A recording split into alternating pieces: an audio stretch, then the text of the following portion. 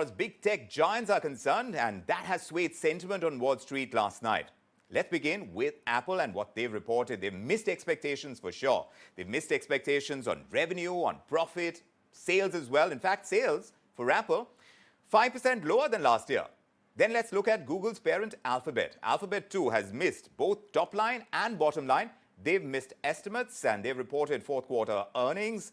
Amazon too issuing a weaker than expected guidance.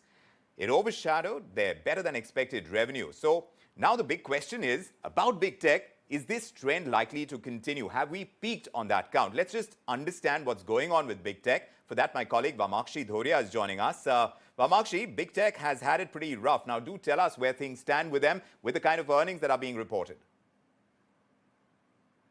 A disappointing set of numbers that have come in from three tech biggies that reported their numbers on Thursday. Apple, Amazon as well as Alphabet reported a disappointing set of numbers that actually went ahead and missed analyst expectations.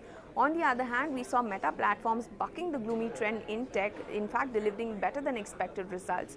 Now the results that we saw in Apple, Amazon as well as Alphabet are actually pointing towards an economic slowdown. We're seeing that the demand for electronics, e-commerce, cloud computing as well as digital advertising is taking a hit. Let's first look at Apple's results. Now Apple's sales fared more than what the analysts were expecting during the holiday quarter, and this was mainly slammed by slack purchases of iPhones as well as Macs. Apple Inc. in fact reported its worst holiday performance in the last 4 years. Revenue declined by nearly 5.5% to $117.2 billion versus what the analysts were expecting of nearly $121.1 billion.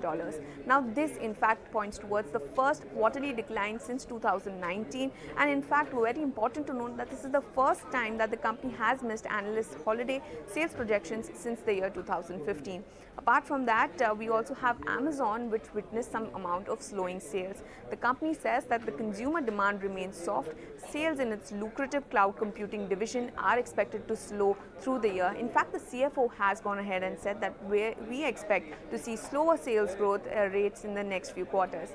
Their core business, in fact, when we talk about it, of selling goods in the North America region, lost money for the fifth straight quarter despite the company's efforts in order to cut costs. So that was Amazon for you, but Alphabet is also taking a hit in terms of its core business, that is advertising. The company has actually in fact narrowly missed analyst expectations, and in fact this is actually signaling lower demand for its search advertising during an economic slowdown. Core advertising business is under threat on multiple fronts is what the company has highlighted. So overall, when we look at all these big tech names, a disappointing set of numbers that have come in from them, and all of them have missed analyst expectations. Which actually makes it kind of a trend that's building up. Big tech is taking a big hit, and let's just understand whether this pain is going to sustain. Joining us on the show is Jeff Dennis, independent emerging markets commentator, and along with him is Anurag Singh, managing partner at Ansid Capital. Great to have you both gentlemen with us as always. Anurag, coming to you first. At one point, you know, regardless of economic outlook, you could bank on big tech. You could bank on big tech to hold out against all the adversities. It was unassailable. Clearly not anymore. We've seen several weeks of one round after another of layoffs. Unprecedented really for the sector. So where is the pain coming from for big tech in your opinion right now? And do you think that's going to sustain? So Vikram, there are two lenses to look at it. Let's look at the headcount lens.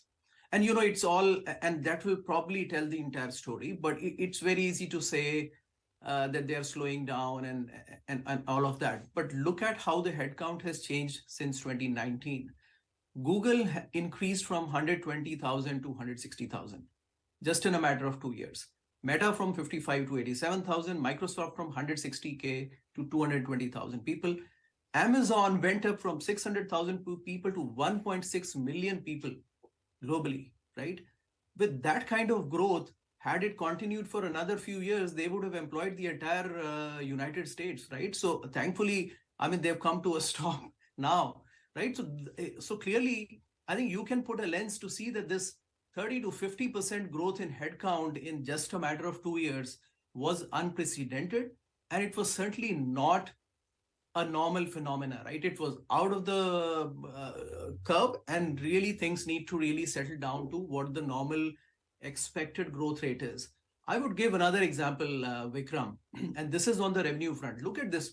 Microsoft, we say, oh, it barely grew by 3%. It's at 52 billion. Microsoft used to do about 30 to 32 billion dollars every quarter.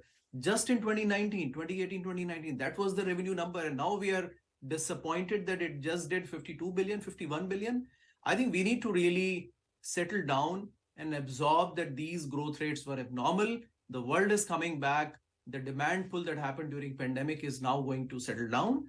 And we are in a much more normal and a stable state. So I think in terms of people who had the expectations that this can continue forever, yes, well, they of course could be disappointed, but that's of course that was not really. So you're saying that we need to temper our expectations, that a good ride doesn't mean that it's going to last forever. You need to kind of get a little more realistic. Jeff, do you agree with that? For the first time since Meta went public in 2012, it reported a fall in its annual sales figures. And this came in again on Wednesday. Do you believe that we've read the impact of the pandemic incorrectly? That was the time indeed when consumers, they went online for work, they went online for shopping and entertainment. Anurag is talking about that.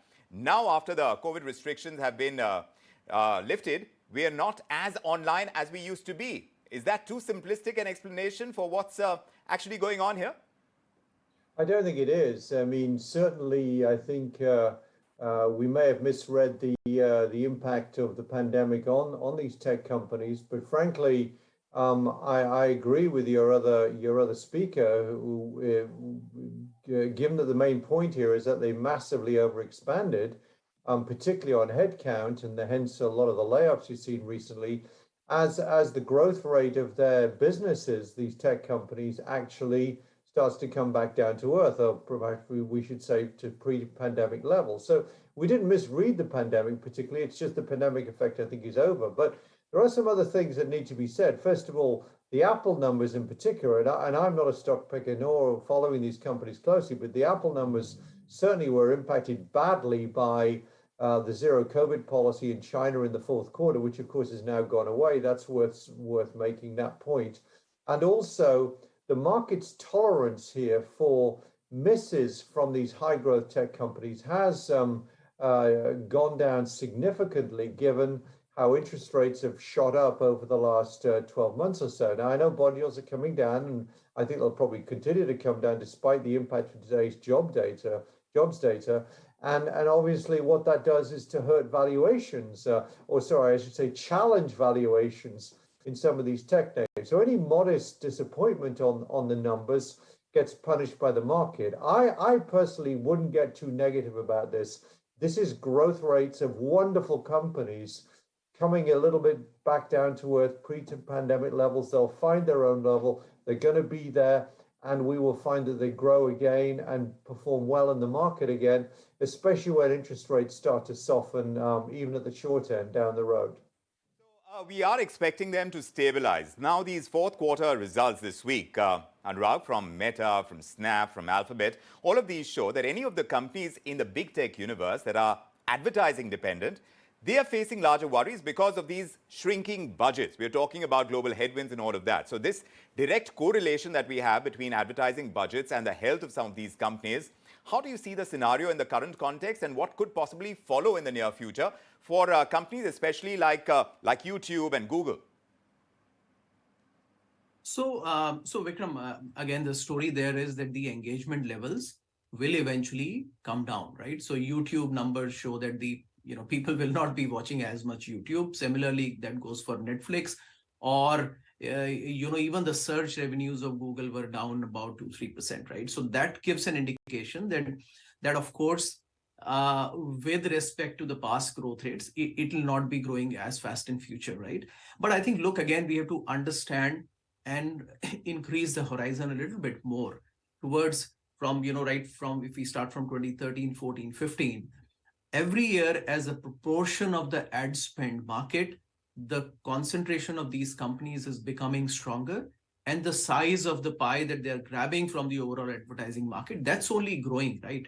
Now we are saying because the overall pie would shrink a little bit this year, so they might also in that proportion shrink, right?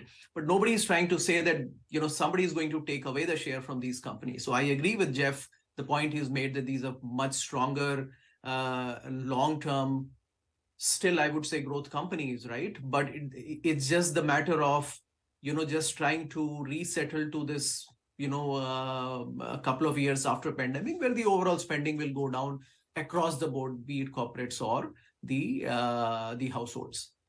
Fair enough. But the strength of some of these companies are linked to how certain economies do. And I'm talking more specifically, Jeff, about Apple and China. China remains the key manufacturing hub for iPhones. And we've seen the drastic restrictions adversely affecting Apple's ability to export their iPhone 14, especially during the key holiday season. So from this point onwards, as much as Apple is going to bank on India to really turn out the kind of numbers that they need to with the production of the iPhone 14, how do you think it's likely to do? I think it's going to do perfectly well because I think the Chinese economy is clearly going to grow more rapidly in 2023, as well as, of course, India doing very, very well, which, as you say, Apple is partly relying on. I think the issue with China is how much is it going to grow? It's going to be 5, it's going to be 5.5. The reopening is certainly going to happen. Now, I know there's a lot of people now beginning to think that the commodity boost you get from the China reopening may not be what people had originally anticipated. But for a company like Apple, which depends so much on demand in China and also on their supply chain situation in China being reliable and productive and allows them to export what they need to export to, back to the US, etc. My guess is that the reopening of the Chinese economy will be very good news. It's certainly better news than these off-on lockdowns and the zero COVID policy we've had. So I think these tech companies, or Apple in particular, we're talking about, it will do better as you go forward. Now, there's still the issue about our valuations too high. And of course, all of these three, I think, got impacted to a certain extent by a softer domestic demand picture in the US in the fourth quarter. But today's jobs data in the US, I think, tell you there's a pretty good chance we're going to have a soft landing now. We're going to see inflation's coming down, and that's very beneficial. The Fed is going to raise rates a bit more, but not too much as far as I can see. And yet the economy is holding in quite well, and that will help these tech companies as well. Yes. So I don't think we should get too negative on the back of these fourth quarter numbers.